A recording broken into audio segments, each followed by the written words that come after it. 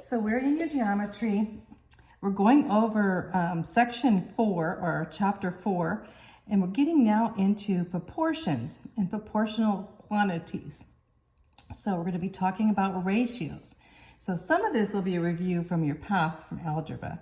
So what is a ratio? So ratio, it says common factors, and conversely, any common fraction may be regarded as a ratio. So we're going to be talking about fractions when we talk about ratios, right? Fractions. So what is an antecedent? An antecedent is the numerator, or the first term, or the top number in a fraction. The consequent is the denominator, or the second term in the ratio. It says, since the terms of a ratio may be regarded as the terms of a common fraction, we may state the following. So here is a rule. The value of a ratio remains the same if both of its terms are multiplied or divided by the same number. So we know, remember, we're dealing with least common denominators and such, but anyway, a fraction, if both the top and the bottom are multiplied or divided by the same number, that it's the same value, okay? And that's how come you have to reduce fractions. So proportion. A proportion is an expression of equality between two ratios. So you have two ratios and you want to see if those two ratios are equal, and you can figure, usually there's four different in the proportion. You have the two numerators and the two denominators, and we'll see that as we go. Extremes. The extremes of a proportion are the first and fourth terms. What does that mean, first and fourth terms? Well, it means basically if you had a proportion, let's see, the first term and the fourth term are the extremes. So if you had a proportion, say, I'll go ahead and write it in here. So if you had a proportion, let's see, the first term and the fourth term would be the far terms. So if you had like A and B to C and D, the extremes would be the outside here. And this could be written as a fraction too. So the extremes would be the outside, and the means would be the inside, okay? So you got that? So I hope you can see that on there. Yeah, okay. So the means of a proportion is the second and third term. These two terms are the means. So here's a picture here. If the ratios are A, B, and C, D, and if they are equal, the proportion looks like this. So hope you can read this. I might have to scroll in a bit, but here it is, says A over B equals C over D. That's the same way. You write A to B or C to D, or you can write it as a fraction, either way. So if you're the extremes are going to be in the outside, and on the inside are going to be the means. So anyway, that's basically what it says there. So let's go over here. Okay, I'm lining this up so you can see. So what's a fourth proportional? The fourth proportional to the three given quantities is the fourth term in the proportion, whose first three terms are the three quantities taken in order. So basically in this proportion, very easy, you have A to B and C to D. Which would be the fourth one? The fourth one would be D. D would be the fourth proportional to A, B, and C. So the mean proportional, this is pretty important because I'll find in your test, you're going to have to remember this one. So because you're going to be using it. So it says any proportion in which two means are equal, either mean is said to be the mean proportional between the first and the last terms. So when two means are equal, you know, situations would have, say you had A to B and then B to C. These two ones be equal there. See the B and the B? So that would be a mean proportional. So when you have a proportion that's in between, and that way you're going to be able to, you'll have to find the square root of it. So we'll get into that later, so don't get too, let's see if you can see it here. Make sure you're lined up on here. There we go.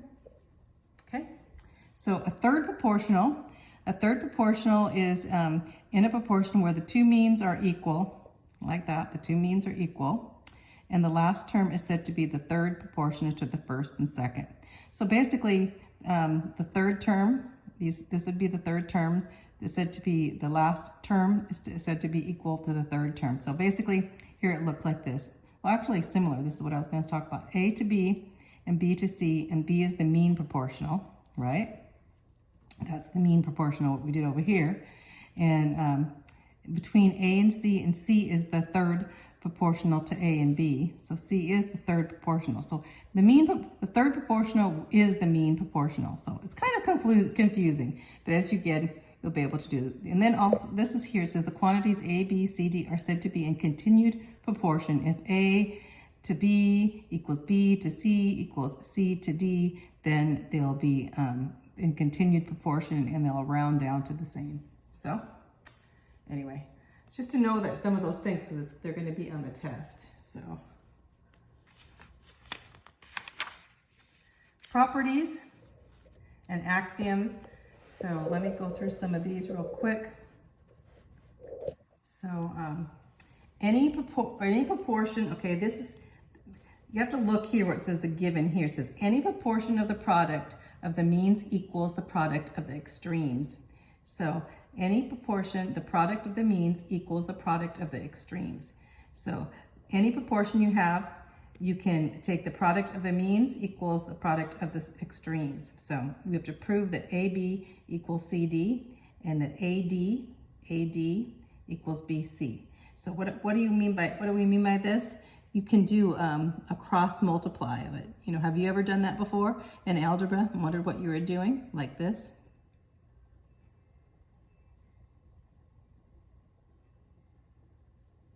And then you want to multiply this and multiply these, and they should be the same, right? That's property one. But anyway, AD is, but they're saying that AD is going to equal BC. So the corollaries for this property, if 3 terms in one proportion are equal respectively to 3 corresponding terms in another proportion, the fourth term is equal. So if 3 terms are equal, the fourth term will be. So you can find that fourth term by multiplying it out. If the product of the 2 quantities is equal to the product of the 2 other quantities, either pair may be used as the means and one other pair as extremes of a proportion. So let's go on. These are the axioms. So when you have a question there, you can go back to the axiom here. So when we're doing a test and you think, oh, okay, what was that one again? So, but let's go on here, make sure it's all lined up. Axioms, like powers or like roots of equal quantities are equal. So like powers or like roots, you can do the square root or the power of it. So if you're going to square something, or you're going to, multiply it, find the square root, they're going to be equal. So that's the way in the proportion when you're dealing with a proportion. Property 3, and you can see that here. Here's A to B equal B to C. B equals the square root of AC. So here we go. B is going to equal the square root of AC when you multiply it out. So this is important, especially when we have some proportions when we're dealing with triangles. So property 4, the products of the corresponding terms of 2 or more proportions are in proportion. So basically if you have A over B, C over D, and M over N, and P over Q, and you multiply these, you multiply A times N, and B times N, and C times P, and D times D, that they will be equal. You see that? Property 5. In a series of equal ratios, the sum of the antecedents to the sum of the consequence at any antecedent is to its consequent. So basically like A over B equals C over D, E over F. So you can actually say A plus C plus D plus F, and it's always going to be reduced back to AB, is what they're saying. Okay. These are transformations that we're going to need to know. I had to kind of get my mind around this, so at first you might have a little hard time, but if you look at the example, it'll be a lot easier. Let's see. let's see here. I think I will get out my transition page where I wrote them down so you can see it better. It might help you because the way I wrote them. So.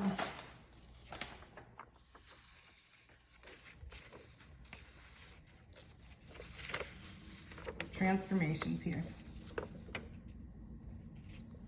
Hope you can see what, make sure I got it on here so you can read it. Okay, it looks good. So transformation.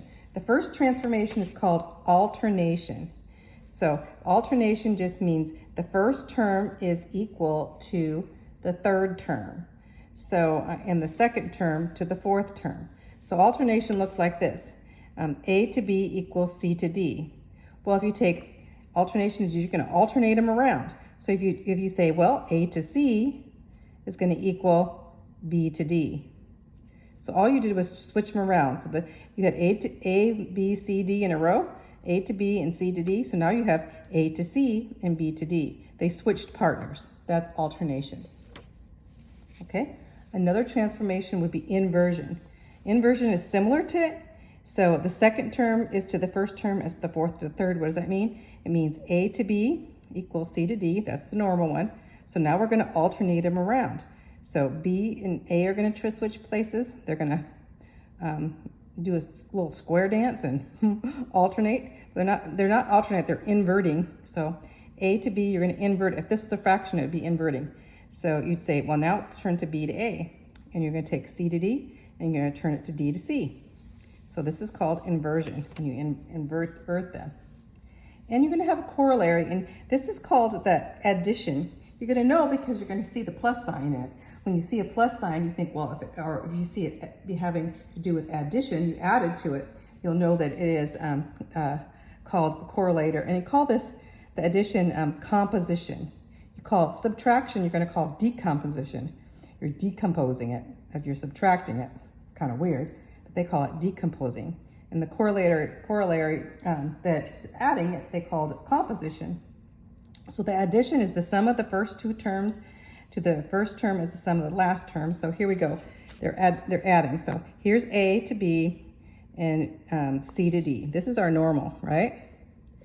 These are always normal, each one. Now see what we're going to do. Instead, we're going to add A to B. So we're going to add the denominator, or the numerator and the denominator, or the two parts. So you're going to have A plus B equals A. So A plus B is going to equal A, or is going to be 2A, not equal A, but be 2A. But it's also going to equal our C plus D. So you're going to add C and D to C. So that's the addition when you add to it. So you're basically going to add. If I were going to add these things in a fraction, it would look like this. This is A to B equals C to D. So you're going to add A plus B equal A. And you're going to have A over here. You're going to have C plus D equal C over here. That's what it's going to look like. Okay? So the same with subtraction. Let me move this out of the way so it's not moving so much. The same with subtraction. And when we have subtraction, decompose it or subtract it. So the same way you have A to B to C to D. So now you're going to A minus B equal B, and C minus D equal D. Same thing we did with addition, only you're subtracting it. So you'll know that if you have numbers. If you had it written as a fraction, you have A over B equals C over D. So you're going to say A minus B equals B. C minus D equals D. See how the difference with the addition, you said A and C, you're going to say B and D. So A minus B is going to equal B because you're getting to the smaller number, and usually smaller number than, or I should say smaller, decomposing it by subtracting it. Then C minus D equals D. So that's what that looks like. Just know it's subtraction. So on to the corollary here. The proportion by subtraction is another difference. So you can have it, it's just like this, only it's A minus B equal A, and C minus D equals C. So it's like if you had A over B and equals C over D, you're going to say, well, A minus B, now it's going to equal A. And you have C minus D, now it's going to equal C. These two are exactly alike, only they're the equals the bottom, the number as you do it. So you'll find out. You'll know that when you have the numbers. We'll show that, be on your test, and you'll see. The four quantities are proportion, like powers or like roots. So A to B to C to D. So if you say A to the n power, to B to the n power, to C to the n power, to D to the n power, those are all going to be equal. So here we have, or you can say the square root or the third root, or however you want to say it, of A to the square root of B to the square root of C to the square root of D, the nth root, because it could be any number, not just square. It could be third power, it could be fourth power, or whatever. You know, so these are all going to be in proportion. So just so you know those. So let's go on. Let's see, we want the transformations, the proportions. And let me go on to the theorem, see if we can really, I can really get you the theorems here.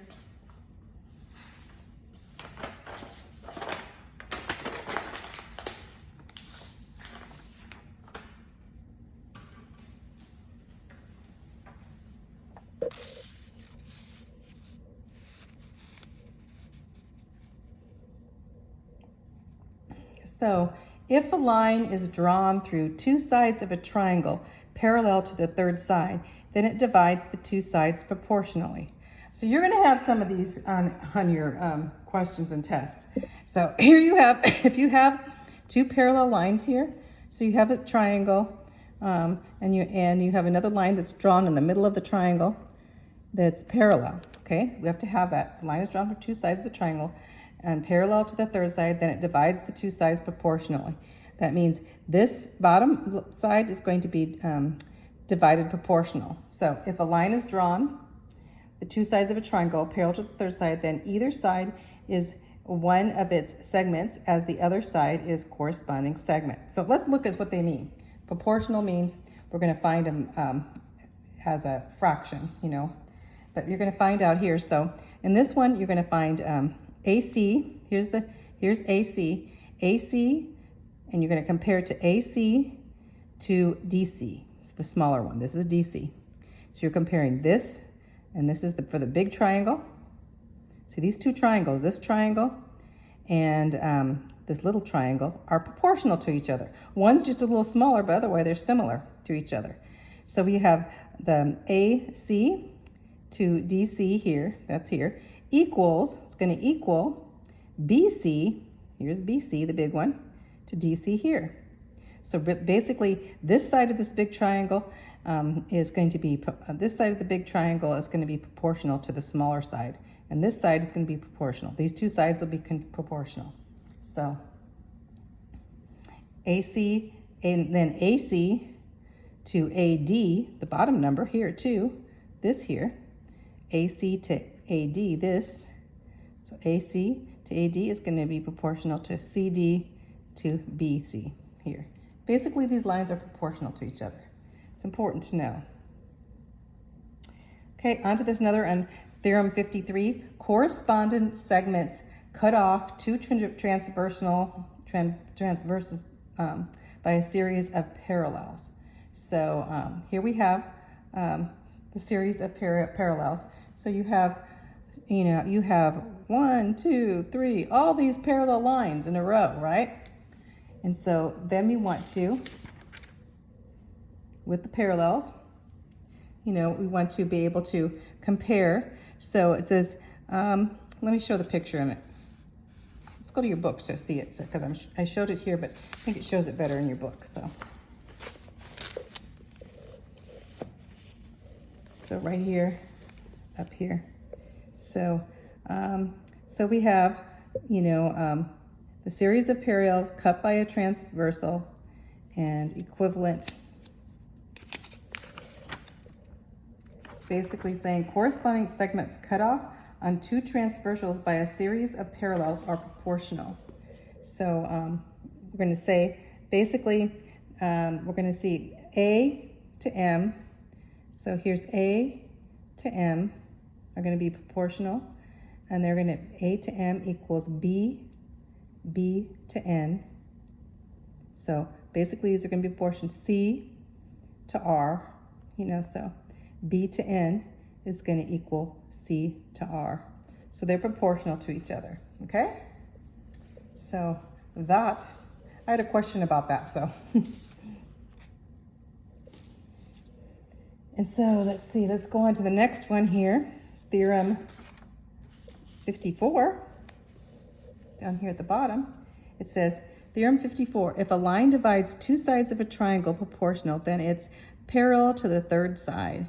So if a line divides, so they're going to say you take a triangle and then you put a line through, and if these, it's just converse. So if these are, if AC is and AC to DC is equal to BC to EF, just converse, then we know that these lines are parallel. It's just proving that those lines are parallel. Exactly what we did before up here, proving that these lines are parallel. So to prove them up, you have to make sure that this is proportional to this side. So basically AC and DC is proportional to BC to BF. So, okay, let's go over the corollary here. So basically this says if AC and DC equal BC, then EC or AC is proportional to AD equal BC, BE, then DE is parallel. So basically it's just proving in the long run, with these being proportional, that this line is a parallel line. It's not just a line through, it's a parallel line making those lines parallel. So, all right.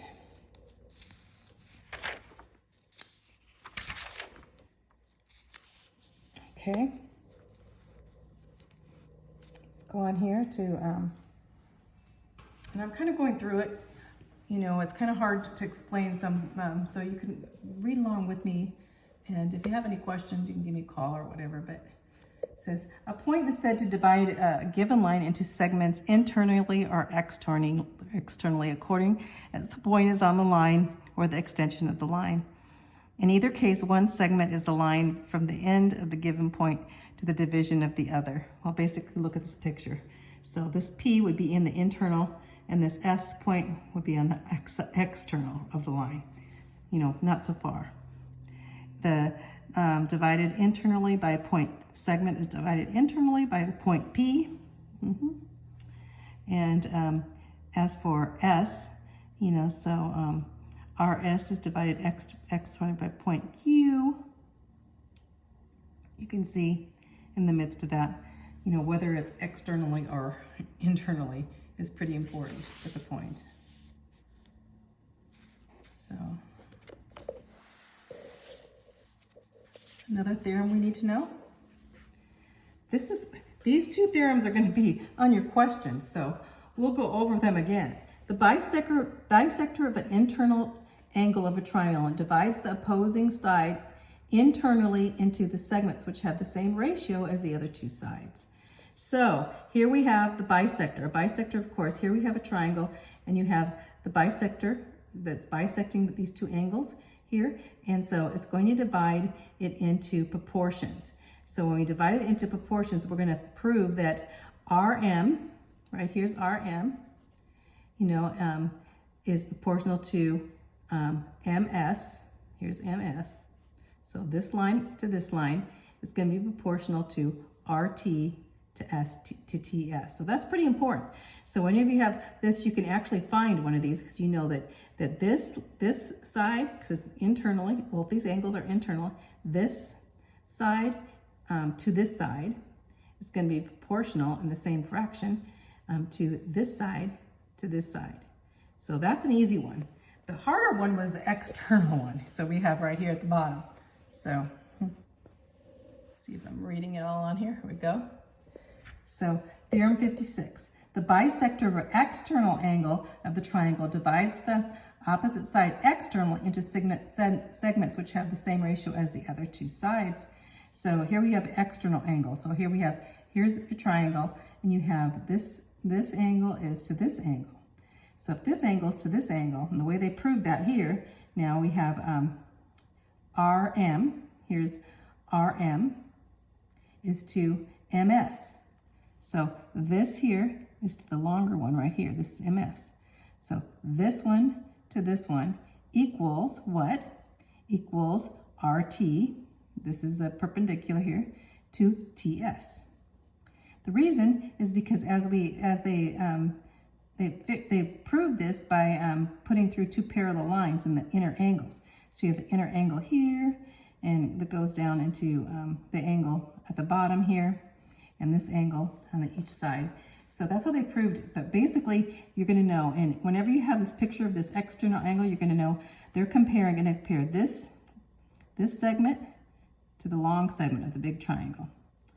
These two to the other two, which are going to be RT, which is this. That's RT to TS. So this to this is going to equal this to this. So I hope you got that. Remember, this to this, the big one's going to equal this to this. So we're going to have a quiz question with that one on it that makes everything a little bit more complicated. So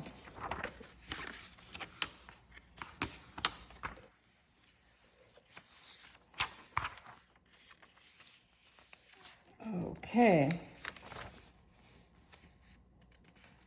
Lines proportional. Okay. Well, here, let's go on a little bit. There's a couple more here. Similar polygons. Let's talk about similar polygons. Two polygons are similar.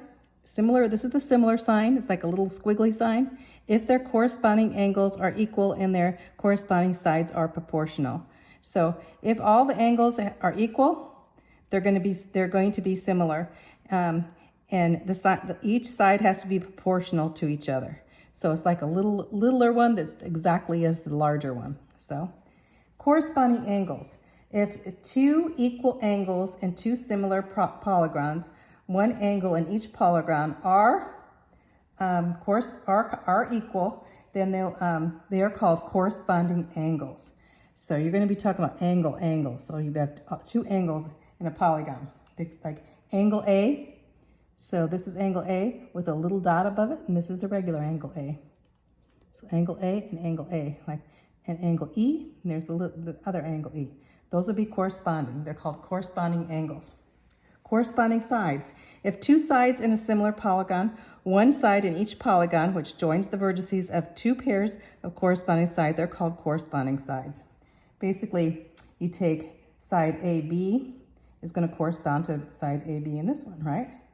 So these will be corresponding sides. This will be a corresponding side. This will be a corresponding side. So from the definition of similar polygons, it follows that for two polygons to be similar, they have to have two different things. This is a test question. So what do they have to have? Their corresponding angles, these angles, like that angle and that angle, their corresponding angles must be equal, and their corresponding sides must be proportional. They're all the same proportion to each other. So that's pretty important. On to the bottom, it says the ratio of two corresponding sides of two similar polygons is called the ratio of similitude of the polygons. So ratio of similitude, all you gotta know, the ratio of two corresponding sides and two similar polygons is called the ratio of similitude. They're similar. They're gonna be called similar polygons, okay?